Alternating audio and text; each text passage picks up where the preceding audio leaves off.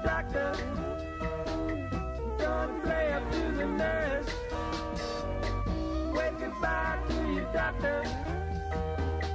Just because you bottled up. Just because you bottled up.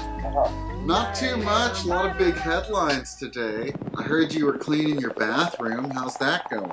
Well, I'm kind of procrastinating a little. I started and I got the mirrors clean, got all the shit down, but now everything's on the floor and I still have to clean the floor. And I got distracted by washing my trash cans out, and now I'm just watching them dry. Wow, good work. What do you use to clean out the trash cans? Just some soap and water? Actually, I just used water, so I should probably use some soap. I think you're maybe good with the water. I think I am, too. We live in a Taj Mahal.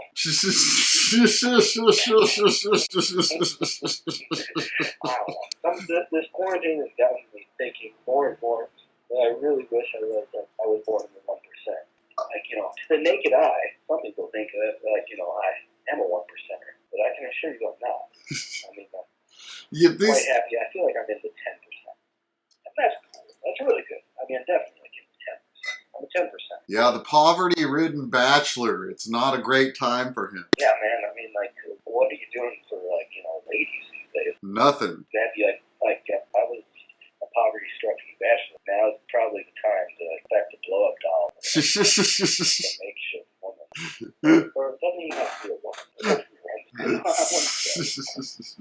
With the NBA beat 96-year-old Grandma. Grandma, how do you feel about the Thunder? They played last week and they beat them. The ones they were playing beat them. That was our score. They come back.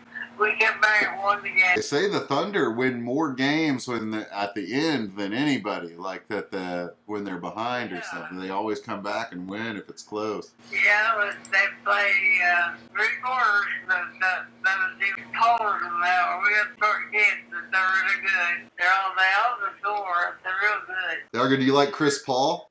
Do you like Chris Paul, the point guard? But the basketball season's over with.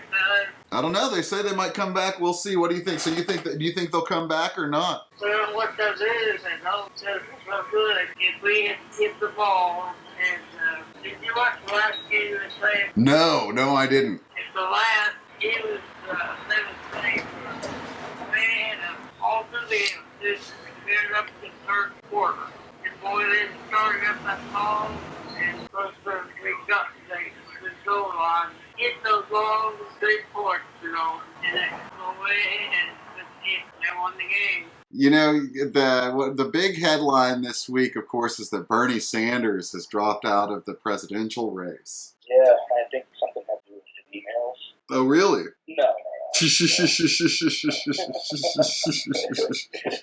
I like that Elizabeth Warren tweeted something, just congratulating him, and a smart comic, Sam Tripoli tweeted that this is the equivalent of OJ going to Nicole's funeral. Because it's really I love that the politicians are just still expect us to buy their shit. So just the whole equivalent of thought prayer. But if she doesn't send it, isn't she a monster? She's not a monster, but she really fucked him on the whole Tuesday. And he left him a month ago. It's like we had one chance to really try and get a progressive candidate in. And instead of they just she called for division, and I can't blame. It's we're doomed. So, but it's just obnoxious. I think the president. I hate to say it, but I think Ronald McDonald J. Trump. I'm still going to vote for Biden, but I'm also I live in California. So you're giving Biden the Democratic nomination, as I think most people are at this point. Well, obviously, how did this happen? Yes. It's just another example of just. Who did you vote for, if you don't mind me asking? I voted for Bernie. Bernie. So this is a sad day. Eulogize Bernie Sanders for us a little bit. Give us, and if you could do it in a Citizen Kane kind of March of Time voice, that would be great too. He was a Jewish candidate from Vermont. He grew up in Bernie Sanders grew up in Brooklyn. Didn't really do shit until he was 41. But for the past 38 years, he's been speaking the same socialism, and I don't know. It's pretty good.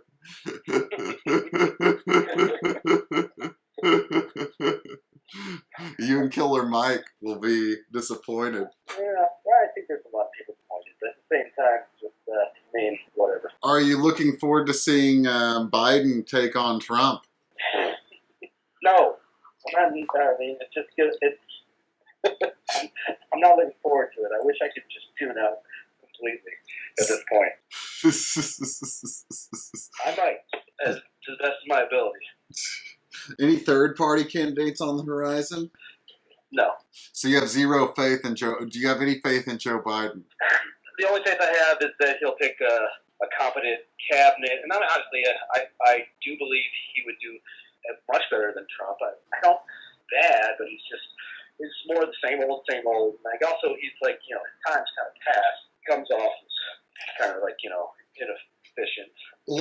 How old a man was Bernie Sanders at this point? Oh, I think old. He's like the oldest. He was over 20. Must have been. He's like at least 75. Well, is not Biden 80? No. I feel like Biden and Trump are 73, or maybe Biden's even older. I think Biden is older. I believe Biden is at least 77 years old. He's 77. No, he is 77. He looks older, right? Even though like Trump's 73, he doesn't come off that old. He's always kind of. He looks old. His Adderall addiction, and he is like, even though he's gone bankrupt and stuff like that, he is really rich. So he probably does have some kind of Michael Jackson uppers. They're very like high quality, cost a lot of money, but are effective. And just like, because he does, like, he's at least awake. Wouldn't you think Joe Biden would have access to the same thing? But then again, I guess different people have different problems. Yeah, different people have different problems. I mean, Bernie Sanders is 78. I think Trump is the worst president ever, but I think he is the best troll ever. I can't escape the fact that I do like to troll, and I have, you have to give it up to when you see good trolling. Speaking of trolling, you've got the paparazzi safari tour, which has got to be taking a hit right now with this quarantine. Well, I've thought about offering driving tours of going to the different grocery stores during the day, and maybe in like fancy neighborhoods, just because other paparazzis are still out. I saw like at least seven around like Ben Affleck, more than 7 probably. They know nothing better. And so they're out working, as you said. Did you read that LA Times article? I was just going to wait and ask you about it. Oh yeah, no, I read it, and there was another article from a different publication that interviewed Regis from X17, which is also interesting. What did they get? What were they getting at? Well, like the industry was already in trouble because of social media and stuff like that, but that like now it's just like even worse. However, like there are still sales right now, but not as much because no magazine's picking up. But whereas like if you shot Dean Cain before, like it wouldn't have sold, but now like even Daily Mail picks up him shopping at the grocery store, and I'm sure that like whoever shot that probably got a cool $50, and I think that was it. What grocery store was Ben Affleck at? Did you recognize the store? Well, no, I noticed Ben Affleck has a new girlfriend. They've just been walking. Oh, are they around Brentwood? If you're a paparazzi or just bored, I would go to Erewhon, the one by the Grove, or the one in Calabasas. That seems to be where most of the action is. Who have they caught there lately? They get a lot of people. I mean, you go on Daily Mail every day, you see a different person. I see. But I mean, I am curious to see if, like, if there's like, people going out in public again, will celebrity culture just be like completely done? Like, a lot of points to a few weeks ago, with the whole Gal Gadot doing the John Lennon Imagine song. As a troll, I was just thinking, I can't wait until it's like socially acceptable to ambush interview celebrities again, and I want to ambush like all like the idiots that were in that video and just sing Imagine to them. Like, I would love to get Will Ferrell, who already it doesn't like being approached by strangers with cameras, but I would just like to like go up to him and be like, imagine there's no heaven, as easy as you can. Like I got to think of like all the people in that video, and it was like Gal Gadot, Mark Ruffalo, Will Ferrell, probably Natalie Portman. Sarah Silverman was in it, being obnoxious. And it's just like the worst song ever. I think even like John Lennon, even before he died, it was just like, oh, that song was just awful. I got to agree with you and what you're telling me John Lennon said. I always kind of resisted saying I was a fan of John Lennon music, and what I realize is I'm just not a fan of that one song, and it's so popular it makes me want to say I don't like his music when it in fact I love his music. I love John Lennon's music. I just hate Imagine. Me too. I'm on the exact same boat. All his other singles as a solo artist I like all of like Instant Karma. I think that's a kick-ass song. Oh, it is. It gets you going. So I believed watching the wheels go round and round. The greatest have like a day off. And that one caught on. I did. Did you ever read Catcher in the Rye? I did. And it was funny because I first read it when I was 14, and then I must have been 28 when I read it for again, and I was just I thought, wow, this novel is awful. I should reread it. I could reread it again. I think enough time's passed, and I might enjoy it more now. But it was just... I want to say I was 16 when I read it, and it was my favorite novel for, 5 years at least, if not longer, perhaps. 4 or 5 years, maybe the Brothers Karamazov might have replaced it. It really speaks to adolescence, because I was 14 and I was in school suspension, and I was able to read that book, and I loved it. It was it was probably my favorite novel for a long time as well. I think it was, it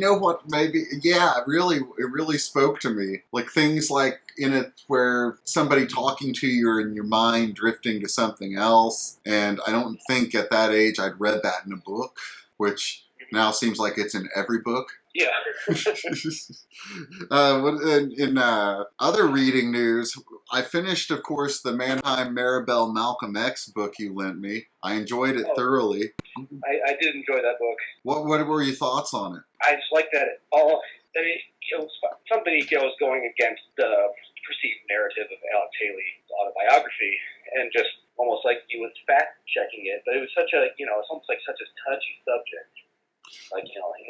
Post-martyrdom. Well, there was one thing, the things, there are several references to him possibly being gay for pay. And when he touches on that many times, especially after Malcolm X is in prison, it's very sketchy as far as references or anything in comparison to his research on, or when he writes about the crimes. When he writes about the crimes, he seems to have, sources and things. And then when he's like, Malcolm X writes many letters in this period, some of them maybe to this gay man. It's kind of strange, right? Strange? It's just touchy for, even in 2020, it's touchy with a certain audience, Well, I wonder, though, I read, after reading the book, I looked into it just a little, and it said that there was a book in 1990 or sometime around then, I believe, I could be wrong now, that alleged that Malcolm X was super gay.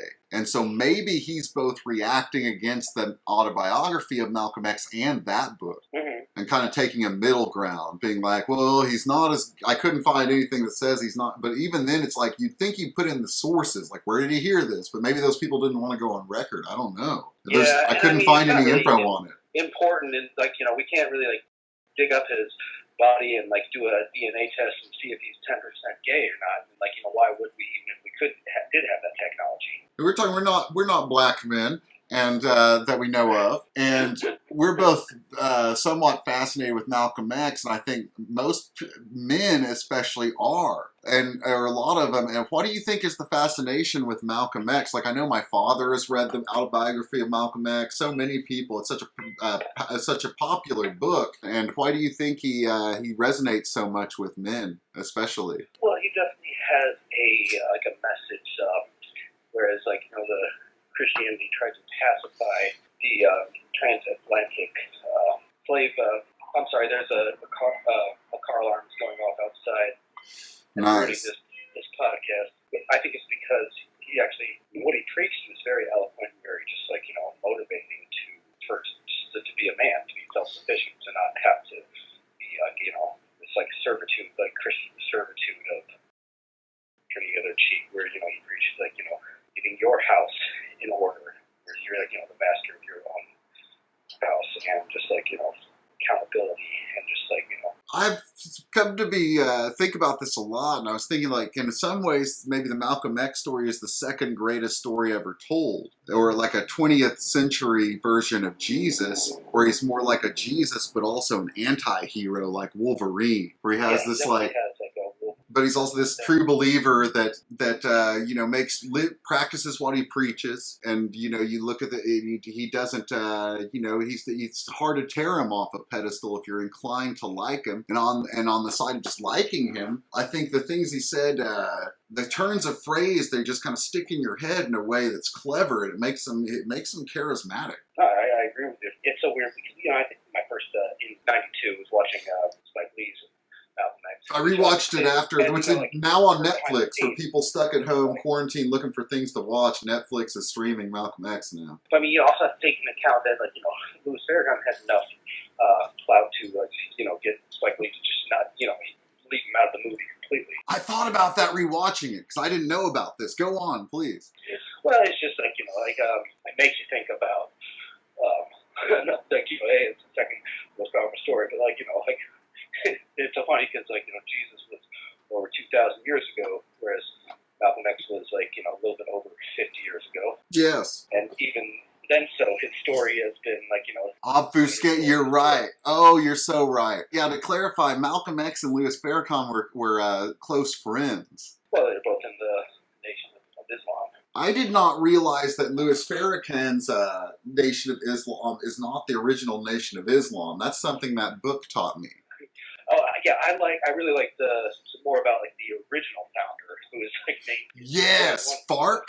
What was his name? Farkhad or Farkud? Yeah, that's very interesting. Yes, and I didn't know about what's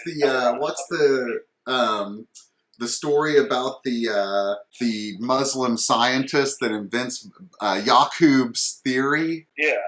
That a black Muslim scientist made white people by accident, and they're evil. Oops. He fucked up. We got off topic about the paparazzi safari. Yes, go on, please. Go back to it. So I am curious to, I mean, obviously, if Airbnb allows tourists to book experiences again, I would definitely offer the service. I am a little bit, just like almost amused to see if people will book it. After, like, you know, I mean, you have to, this whole quarantine, more and more people are just, like, repugnant to the fame and the whole, like, you know, celebrity and just the whole, I would say, celebrity industrial complex. People may not be familiar with Paparazzi Safari Tour, your tour company, which is hard to believe that they wouldn't be, but please explain it to anyone born under a fucking rock.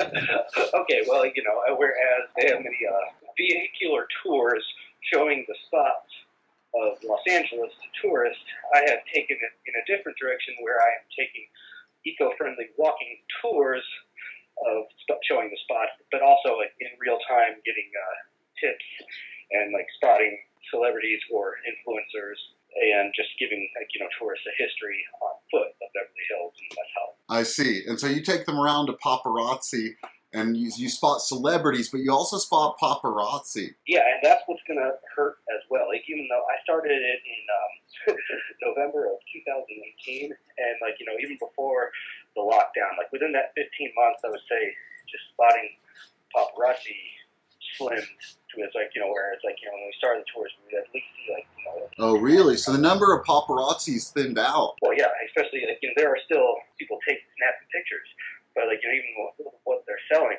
they might make, like, $50. It's not sustainable enough. It's not sustainable for people like Regis to, you know, pay salaries, because it's just not netting enough. So it's like you're going to see even, like, you know, I believe there will still be a need for, not a need, but just like certain, you know, people will still publish pictures of famous people and, like, stories and whatnot, but it's just going to be a lot less. Whereas I feel like it's going to be a large drop off of the numbers of people that actually get stuff. In you know, I'm really obsessed with celebrities, and coming up in 12 days is April 20th, 420, and that's the birthday of a famous celebrity. Adolf? No, Clint Howard. I wanted to ask, have you ever met Clint Howard? I've never been fortunate enough to meet Clint Howard either. Me neither. I did see Wallace Shawn once at LAX. Ooh. I really did not have any fire to hit him. Man, I saw Julie Haggerty once at Palm, and I asked her something about Wallace Shawn, but I had no fire, and it was a really dumb question. I don't remember what it is. I just remember it revolved around Wallace Shawn. I remember I didn't know that Julie Haggerty was there. I was interviewing Conchetta Ferrell, who was on 2.5 Men, and she was like with her, but I was just focused. I got a tip that Conchetta Ferrell was at Spargo, and I did the whole interview without even acknowledging Julie Haggerty. There's a show on Netflix called The OA, and there's a mom on this show, and they have made this mom up to look exact. I swear they've done it on purpose, and I guarantee they offered her the role, but they made the woman act and look exactly like Julie Haggerty. I could see that. She was good in Marriage Story. Did you watch Marriage Story? Have you seen any good movies you can recommend? I watched the movie The Invisible Man. Have you seen that? I did see that. That was the last movie I saw in the theater. What did you think of The Invisible Man? I definitely enjoyed it. It was definitely watchable. It was, I don't know if it really has any rewatch value, but it was enjoyable in the theater. It was a good date movie. It was good. It was well executed. But I mean, it shouldn't, as far as, I think it was just a perfect vessel for, it was an interesting reboot, that whole redirection. And, but it is a vessel to self-talk. I wouldn't give it like I would say it's like a 7.5 out of 10. I had it really strained. You have the suspension of disbelief in the films when you go. And it really took me a long time to get past the idea that any guy would want Elizabeth Moss that badly. Well, yeah, I like that she even said, like, at one point, she's like, why me? And, like, I was thinking the same thing. Like, yeah, why isn't he, like... Margot Robbie. Yeah. Where it's like, okay, I can see why he's... especially, like, when you saw the actor, too. But it was, I'm not familiar with the work. He seemed like, as Richard Nixon would say, like a real handsome, virile. And, he was very successful. It's like, why would he, so yeah, there was some suspension of disbelief in the cast. I also enjoyed the movie. I do like Elizabeth Moss. I do think she's pretty, and I do feel she's a good actress. But yeah, I mean, she's, as far as, I get what you're saying. So with the obviously with quarantine, all productions have come to a halt. I was really hoping that Kevin Spacey would go back on his YouTube and just do more creepy videos of horror characters in front of the fireplace. I've done that twice. It's always been Christmas. It was Christmas of 2018 and Christmas of 2019. And so with Kevin Spacey listening to this podcast, please give us some content. I know it's free, but you had a good life. I'm sure you've got a nice nest egg. You're quarantining all right. I mean, you've already been practicing quarantine for the past 2 years. It's just so can we please have some great fireside chat? Absolutely. They're pretty hilarious.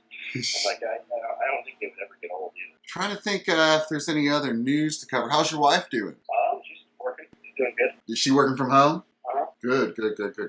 Got any editing going right now? Actually, I'm proud to say that I am starting on Pigman season 11 as soon as I get a hard drive in the mail. Pigman, what network can our viewers check out Pigman on?